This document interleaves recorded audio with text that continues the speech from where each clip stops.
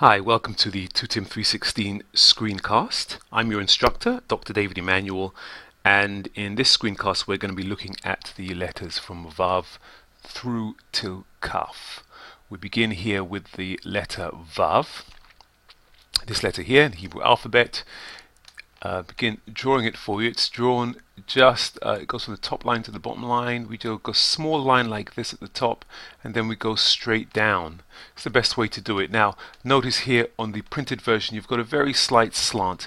This isn't necessary. You won't always see this in printed documents, but more importantly, when you're drawing it, you just want to go straight across and then down. If I just want to amplify this particular part of the Vav, and it's basically a straight line like that, and then it goes down like this. We have to make that distinction because soon we're going to see another letter in which it's not quite the same, but it's very similar, and a degree of confusion is frequently caused. This is the letter Vav, and the transliteration symbol used for it is in fact a W, and this brings a degree of miscommunication, misunderstanding. When we see a Vav, certainly in the textbook we'll be using in the course, and also elsewhere in other biblical Hebrew books, this, when we see the letter W representing the Vav, then we want to really pronounce it like a V, V. And so if we were to write the word Vav like this, the name of the letter, then it's going to look like this. W-A-W, which we would actually pronounce Vav, as though it were written V-A-V. And certainly in certain textbooks, some textbooks, they like to use V instead of W. This is a slightly old way of doing things, and certainly preferred. We'll see in some of the later slides, we're going to group these together because this Vav has a couple of special functions. One is that it can actually be used as a vowel in addition to a consonant, and another one in the letters which can be confused. We'll group those together for you to just help you distinguish between them. The next letter we have is the Zayin, and this was one of the letters that causes a bit of confusion with the Vav. The Zayin is going to go, it's like a mini cut-off T. This is going to be a longer line that goes straight, that goes diagonally, and then a line straight down. So when we're drawing up that, once again, if I'm going to magnify this particular part, then that first line is going to be big and diagonal, and watch, the line that comes down starts from the middle and goes down all the way down to the bottom of the line. This is another one that begins at the top and finishes at the bottom. I'll just draw a couple more for you, like this, and straight down. That is in fact straight down. You may see, even as there is partially here, you may see that certain fonts may put in a slight bend or something like that in the middle there. It's the same letter, and it's something which you're going to need to really just get used to, but it's still the same letter Zayin, and it is represented in English by the letter Z. It's a straight one-for-one correlation, a Z. Just like that, and so we might write it like, oops, better get rid of that. We might write Zayin like this, Zayin, just like that. Oops, there we go. Get rid of that there. Good. Zayin, just like that. So that's the transliteration symbol which it uses, and that's the word Zayin. Letter Zayin, sorry. The next one is the Het. The Het. And this one is a bit different, a few different characteristics. Here, to draw it, we want to draw a box, and we're going to draw a straight line, then we're going to go across and down. Now, notice that there's a little bit that sticks out just over the edge there. That's it. That's the first thing you really need to notice. That's very important. And the second thing you need to notice is that there's no gap up here. We'll see another letter in just a moment in which there is a small gap right there. We've seen Hey already. We've seen the Hey, which looks like that, which is the equivalent of the H. But right now we're looking at the Het. And there is a closing at the top there, as opposed to the Hey, which has no closing there at all. So that is that's the Het. Let me draw another couple for you just here. Het. Now, there is no equivalent sound like this in English, no equivalent letter. And so in order to represent it in English transliteration symbols, we use the letter H like this, but we modify the H slightly by putting a dot underneath it. So that would be the letter Het. Het. So we'd say Het. Like that. So it's just a H, but it has a little dot underneath it. Unlike the hey, which has nothing underneath it here at all, the Het does have this dot directly underneath it. There are no final forms, and there is never a dagesh in this letter either. That's something which you're never going to see. The next letter we're going to look at is the tet. That's this letter here, the tet. And for the tet, we're not going to draw it quite as ornately as that. We're going to basically just draw it. I'm going to start just down here. I'm going to go up to the top line, and then we're going to draw a cup. And that's basically what the shape is. It's if I drew it the other way around, it's basically a cup, like a square U with a little line coming down like that. It's another one that goes from the top line all the way down to the bottom. Another one there. And this makes a T sound. Now, bit of confusion here. It makes a T sound, tet. There's no difference in pronunciation. There's going to be another T sound, which we're going to see, the tav.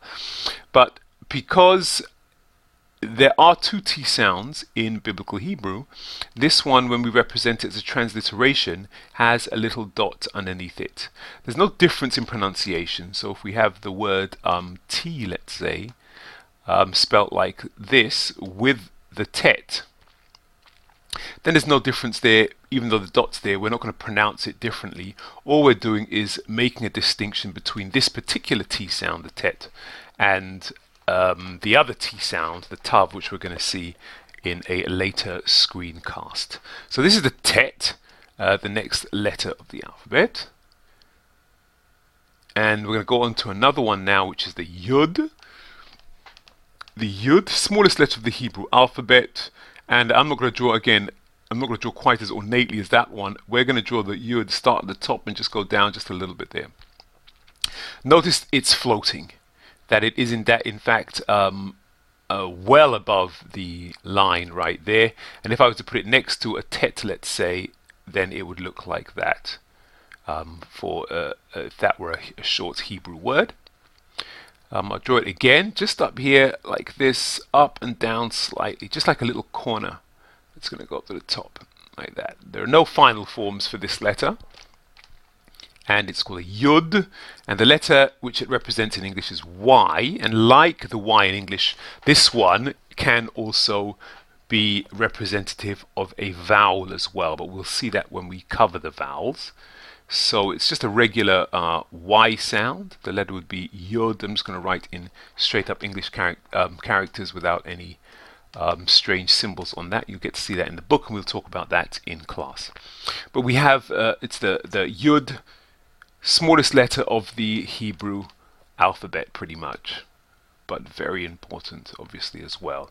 The yud, and it's a Y. And the last one for this screencast is going to be the Kaph. Now, the Kaph has three forms, as you can see. It has the form with the dagesh at the, which is basically anywhere in the word except the end, and that's the dagesh just inside. And we're going to draw that as well. Again, it's going to be very similar to like a backward C with a dagesh like this. Or it also appears without the dagesh. And in that case, it has a slightly different sound. We'll talk about that in a moment. But it has a third form as well. It has one of the final forms in which the bottom part breaks down past the bottom of the line. And that's very important to note. In these two, it doesn't. And it's as though we take one of the forms without the dagesh, and we just open out that bottom part.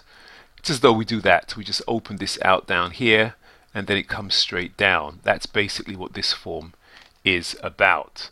This is the Kaph. Now the Kaph it has the sound with the dagesh, it has a regular K sound. K sound. So with the dagesh, I'll do it on this side here, it's just going to be a regular K, as though we were writing, I don't know, kill. K, regular K with the dagesh. But without the dagesh, this form here, then it changes slightly. Instead of a K sound, a hard K sound for kill, it takes on a slightly softer sound, a Ch sound, like that, Ch, as you would pronounce the word loch. This CH in loch. It's like that. And when we write it without the dagesh, as we saw with the bet, in addition to the K, we would also write in a small line underneath. And I said before, that kind of represents the dagesh that goes from the Hebrew letter, becomes a line underneath the English. So the Ch sound is written like this, Ch, with a little line underneath it. And that's to distinguish the K from the Ch in loch. The final form we see here basically follows the same rules. Very occasionally in biblical Hebrew it will have a dagesh. Most of the time it will not have the dagesh. So most of the time this letter here will be the same as the Ch at the end of a word, and it will be written like this. There's no difference when we write down, when we transliterate the final form. It looks exactly the same as it would inside the word. So if I just draw these down, this is going to be represented with a Ch. This one here is going to be represented with a Ch, but it's only with the dagesh that we'll see a difference, and that's going to be represented by a K. So it does take the dagesh. This is what we call a weak dagesh. We'll talk about the dageshes in a later screencast. It also comes without the dagesh and comes as a final form. And this is one of the more complicated cases that you'd have to deal with in biblical Hebrew. Thank you very much. Next screencast we will look forward. We'll go to looking at the lamed to pay. And after that, we'll have one more to look at, which will be tzadeh to tav. So that's it for this screencast. Thank you very much for participating. Do practice the letters, and I'll see you next screencast.